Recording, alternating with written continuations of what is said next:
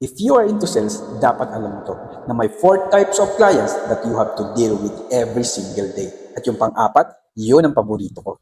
Yung unang type of client is yung tinatawag kong difficult client. Ito yung pinakaayaw ko kasi sobrang negative ng mga to at ayaw naman talagang bumili ng produkto. So instead of wasting your time on them, bakit hindi ka mag-focus sa iba pang klase ng clients? The second type is the cheap client. Cheap yung client kapag ang lagi niyang tanong, magkano ba yan? So to deal with them, ang ginagawa ko, ino-offeran ko sila ng discount at nag-iisip ako ng other mode of payments for them. Third type of clients is so-called sophisticated clients. Napaka-sophisticated or napaka-pihikan nitong mga clients na to. Darating sila sa'yo na alam na nila yung produktong hinahanap nila. Kaya ang tanong nila lagi sa'yo, meron ka bang ganito?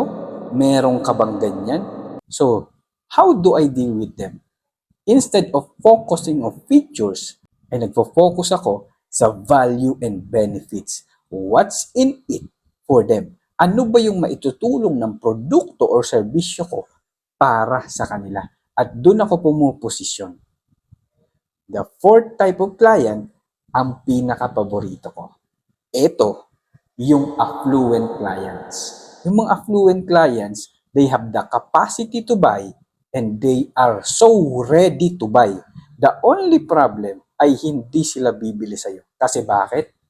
Because they do not trust you.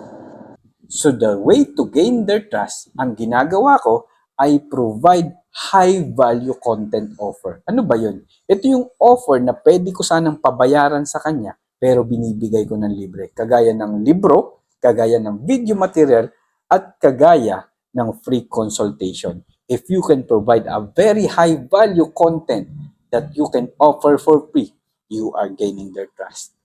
Now, sino yung paborito mong client?